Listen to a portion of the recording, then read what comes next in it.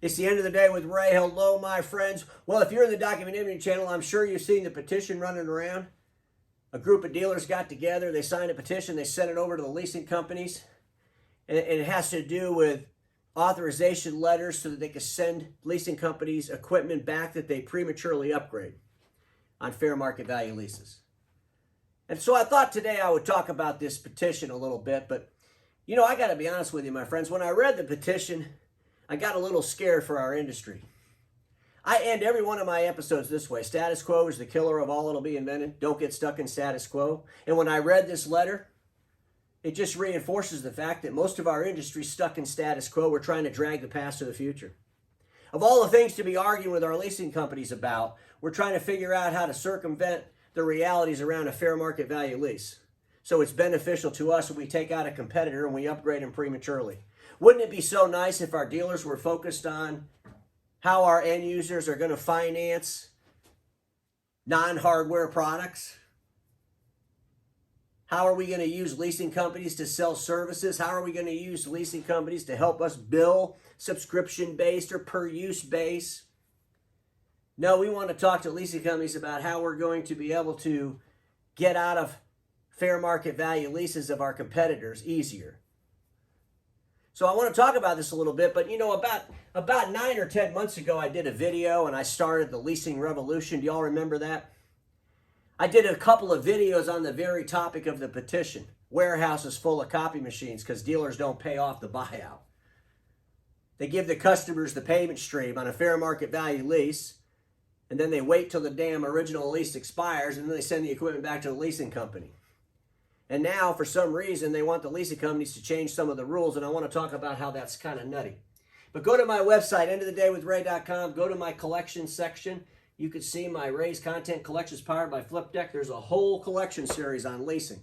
I've been talking about the dysfunctions in leasing for a long, long time. And ladies and gentlemen, most of those dysfunctions around leasing are caused by resellers, not leasing companies. The leasing companies provide your end users money to buy equipment from you. That's what they do. They have programs in place with their reseller partners. And depending on the reseller partners, those programs are different. If you're a reseller that does hundreds of millions of dollars in leases, I assure you, you have some pretty good programs with your leasing company, and you should. You do a lot of business with them. Come on, dealers. The customers that give you a lot of business, don't you have different programs with those customers than customers that don't give you hardly any business? I hope so, anyway. And so when I read this petition, I was kind of confused at what they were asking for. And so without any further ado, I want to pull up a paragraph of the petition. I don't care who wrote it and the dealers that signed, none of that. None of that shit matters. I'm hoping after today's video, those that signed this petition will just recall their signature. Or they'll say, maybe we should think about this a little bit more.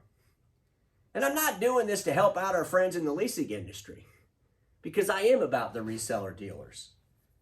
But the merits of this argument are proven to me that a lot of our resellers are still stuck in a 2000 deliverable. Let me ask you all a question. Why in the world do we even need to upgrade equipment prematurely? Because we got to sell something, right? Our salespeople have to go out there and sell something. Why don't we vendor manage the existing print equipment? Because we're in IT services and we can sell them a whole bunch of other stuff besides the copy machine down the hallway. Can you imagine that? Why don't we take over the service on the competitor's equipment because we sold the competitor's customer a whole bunch of IT services? There's so many things we could be doing with this customer other than prematurely upgrading a copy machine. So we can sell our copy machine, which does the exact same thing as the copy machine that people have. And yeah, I'm calling them a copy machine. Come on, folks. Do you remember when we were talking with leasing companies about financing software? Remember those conversations? Those were great conversations. We were trying to be innovative. Let's deliver software as a service. We're going to have to get the money up front for the software. Leasing companies, they were fighting that for a while, and now everybody does it. Leasing companies are out there doing things on subscription models, not just in the document imaging channel, but outside the channel. You know, leasing companies are diversified. I know of one leasing company that's financing farm equipment by the bushel.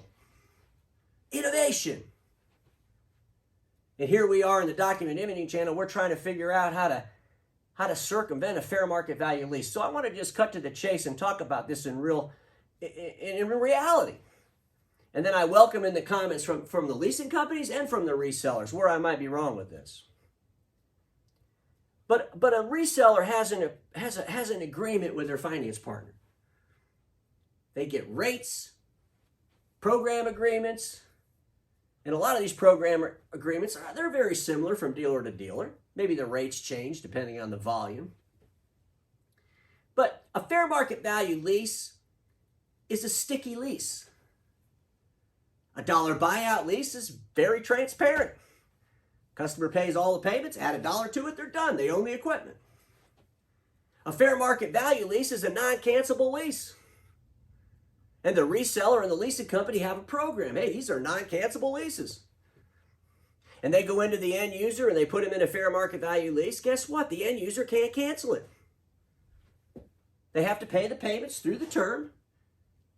Through the term, if they want to keep it at the end, they can. They have to pay the fair market value after they make all the payments, and then they keep the machine. If the current vendor goes in and upgrades that fair market value lease, guess what? They don't have to pay the fair market value most of the time, depending on the agreement they have with their leasing partner. And maybe the leasing partner says, look, do fair market value leases, but when you upgrade them yourself, we'll give you this great deal. Make it easy for you.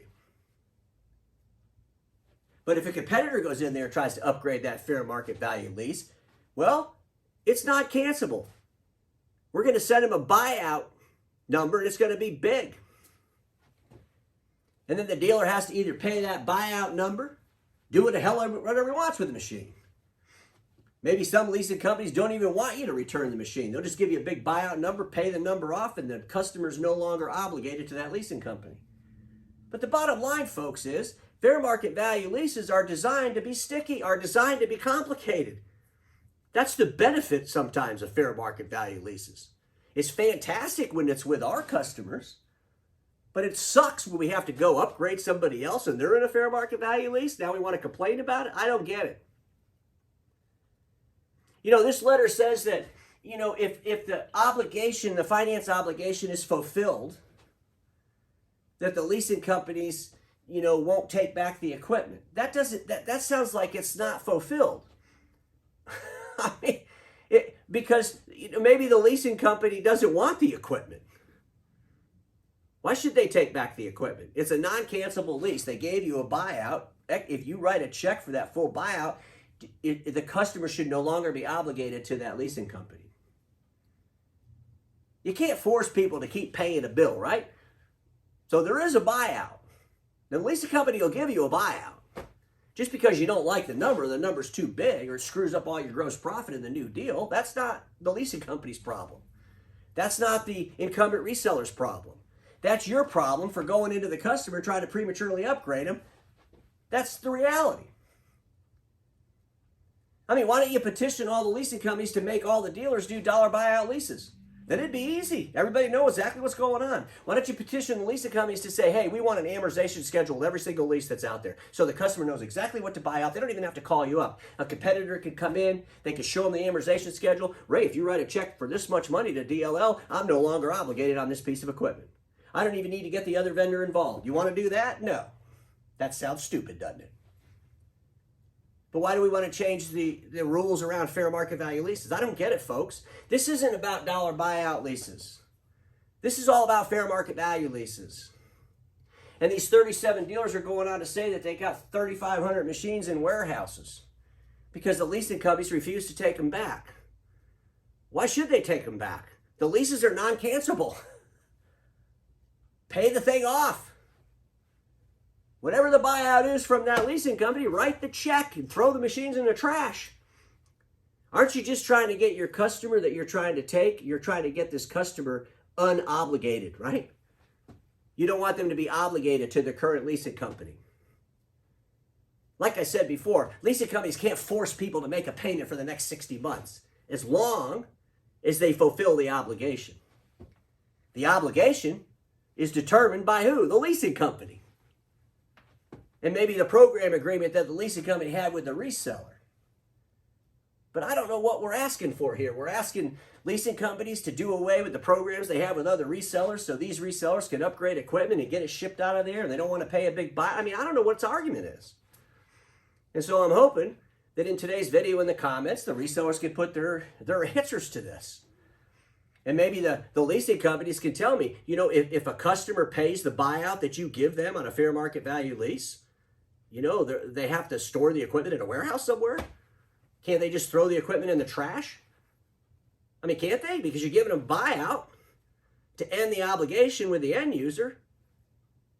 Folks, let's not fool ourselves. This is about ending an obligation with an end user on an existing deal. That's all this is about. That's all it's about. And so I think we got to think about where we're going as an industry. You know, yesterday I talked about the reseller, the IT company. Remember, it's in the classroom, and this IT company just recently sold this company to a CPA firm. Can you imagine when CPA firms start selling more and more technology services, what the hell they're going to talk to our end users about regarding the way we finance equipment? They're going to horrify our end users. We got to start figuring out how to change the game in leasing, not how to circumvent rules that we created as an industry. We created all these rules as an industry. Every dealer and every leasing company today created the rules that we live with. And we either abide by those rules, or we as a community change those rules, or we look for other finance companies, or we look for alternative ways to finance things to our end users. But folks, here's the reality. I just find it really hard to believe that there's 3,500 machines in warehouses where those leases were 100% fully obligated. And we're waiting to ship them back to some leasing company. Is that even an option on a fair market value lease if it's taken out by a competitor? It's a question. Maybe a leasing company answer that. I don't think that's even an option. Why should it be? It's a non-cancelable lease. It's a fair market value lease. You agree to pay all these payments. If you want to keep it at the end, it's fair market value. Should you elect to buy this thing off, you'll receive a buyout from the leasing company. No finance company in the world can make somebody pay a payment for so many months. The buyout might be just outrageous. The rules to pay it off early, the penalties to pay it off early could be just outrageous, but there is a way to pay it off early. The reality of it is, the dealers don't want to pay the bigger price, but they want to benefit. They want to benefit from the protections they get from fair market value leases. They just want to be able to take those benefits away from someone they beat out of a deal. Isn't that really what's going on? If that's not what's going on, then share some insight with me. But I can tell you all right now, you want to make this easy, just do dollar buyout leases. You don't have to worry about it. Give your end users amortization schedules. Just write the check, you're done, go with a new deal. But you know what's even easier and better than that? Go in there and sell your customers alternative products, alternative services. Figure out a way to change the game on premature buyouts. Take over the service on the existing equipment. Vendor manage the account. Can we not do something that's a little bit more innovative than trying to figure out how we're going to get out of fair market value leases better as we move forward? Folks, think about these things over the weekend because our industry is definitely in a crisis. Our core deliverable print is falling off a cliff. We got OEMs out there that can't make any money. Got new financials coming out. We'll see where they're at. We got to pivot. We got to get into transitional deliverables. We got to make our companies relevant for a continuous relevance. And we're not going to do that by trying to figure out how to circumvent some leasing around print equipment so we can prematurely upgrade customers regarding print. Lots to think about. But ladies and gentlemen, we all know this. Status quo is the killer of all that'll be invented. Don't get stuck in status quo, and I'll see you all on Monday.